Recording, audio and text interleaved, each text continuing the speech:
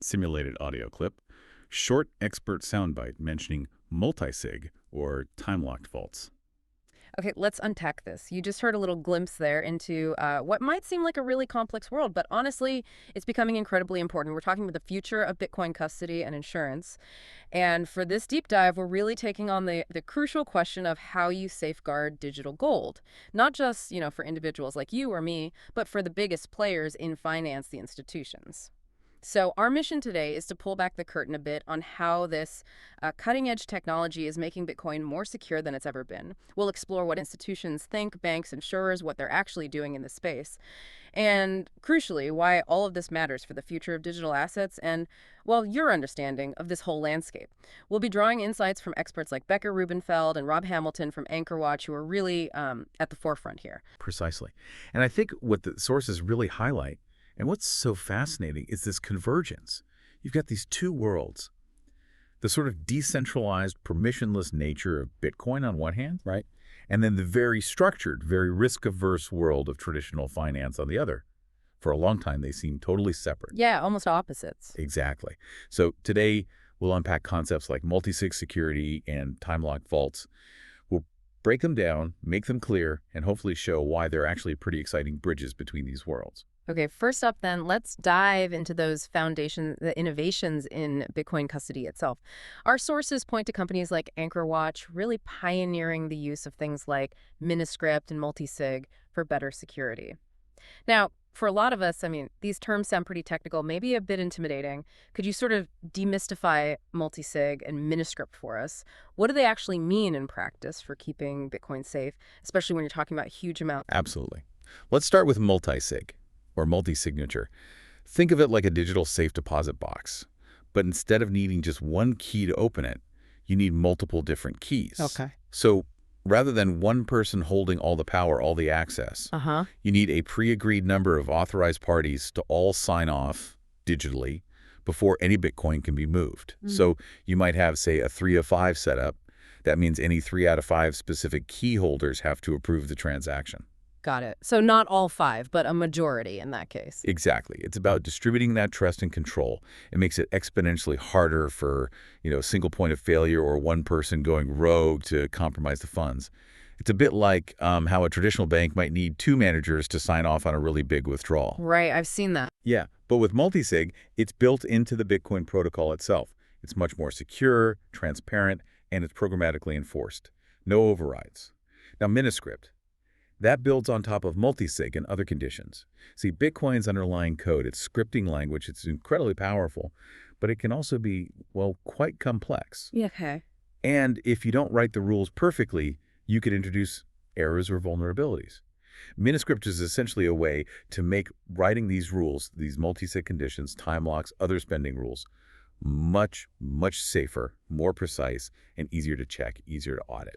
So it reduces the chance of mistakes. Precisely. Imagine trying to write a really complex legal document using only very technical raw language versus using, say, a structured template that guides you, highlight potential pitfalls, and makes it simple for someone else to verify it's correct. Yeah, that makes sense. That's kind of what Miniscript does for Bitcoin rules. It cuts down on human error and massively boosts auditability.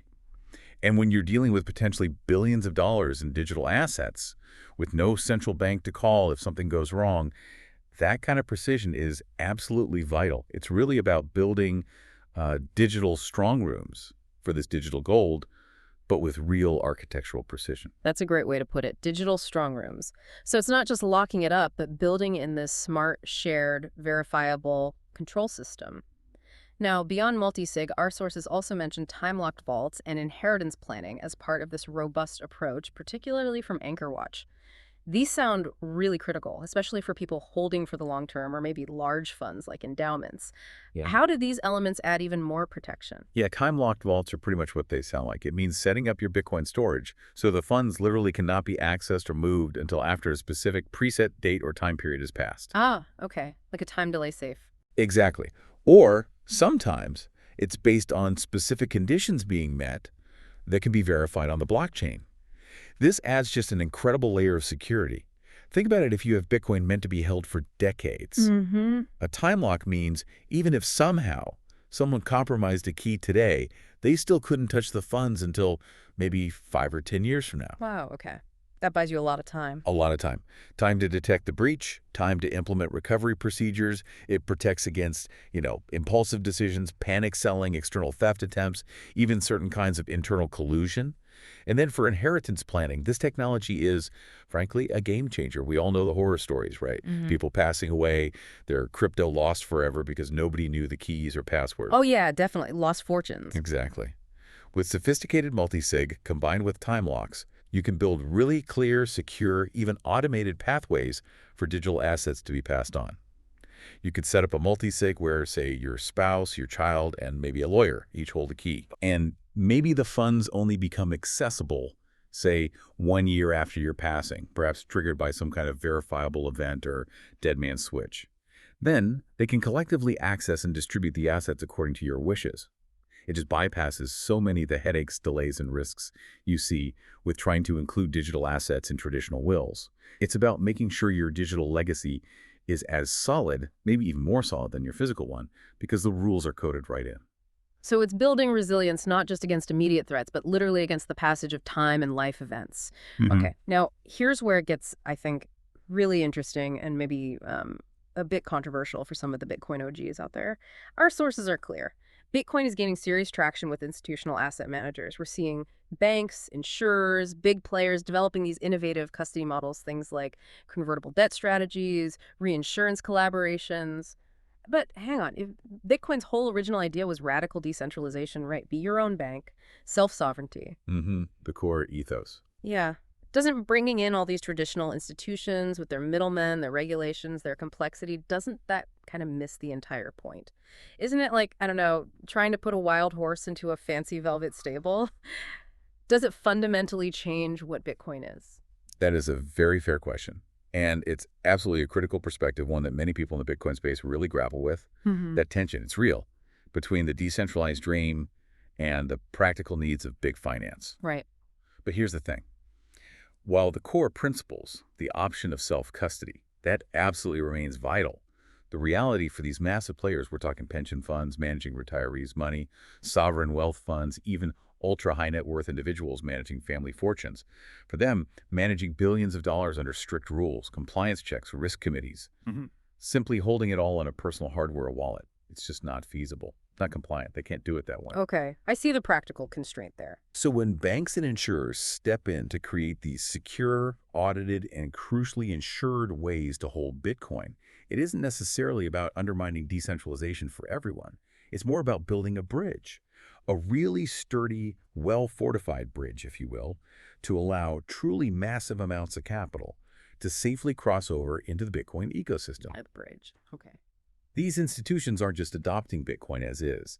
They're kind of adapting to it, creating the infrastructure needed for adoption at a scale that just wouldn't happen otherwise. So this integration, yeah, it might seem counter to the original vibe for some, but you could argue it's actually a necessary step for Bitcoin to mature to potentially become a global reserve asset. It offers a different kind of security, a different kind of accessibility that opens the door to a much broader audience who simply wouldn't participate without those familiar structures and protections.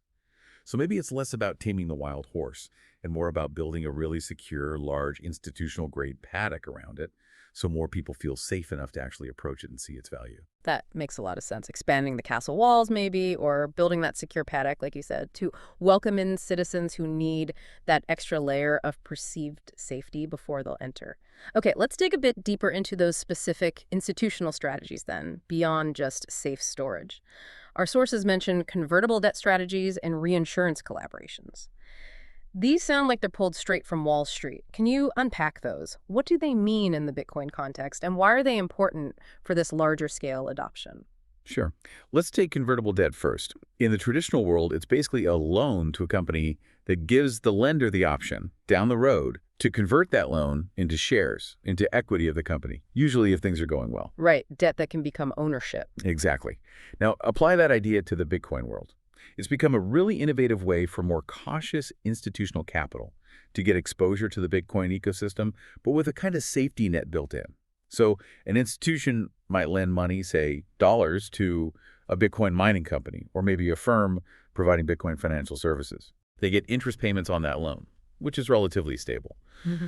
But the deal also gives them the option to convert that debt either into actual Bitcoin at a predetermined rate or maybe into equity in that Bitcoin company if Bitcoin's price hits a certain target or the company meets certain goals. So they get the stability of debt, but keep the potential upside of Bitcoin. Precisely.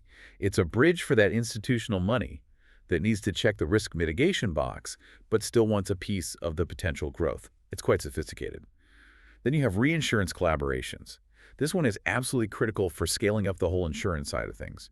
Imagine one insurance company trying to insure, I don't know, a $10 billion Bitcoin custody solution all by themselves. That sounds like a lot of risk for one company. It's an enormous concentration of risk. So Yeah. just like they do for insuring, say, giant skyscrapers or entire airline fleets, Uh-huh. the primary insurer will often reinsure a big chunk of that risk with other insurance companies. They basically sell off parts of the policy, parts of the liability to a pool of other insurers. Spreading the risk around. It's exactly, spreading it across the global market.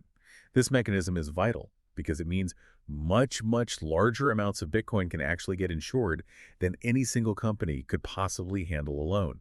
It massively increases the safety factor, the attractiveness, and honestly, the regulatory comfort level for major institutions thinking about holding Bitcoin.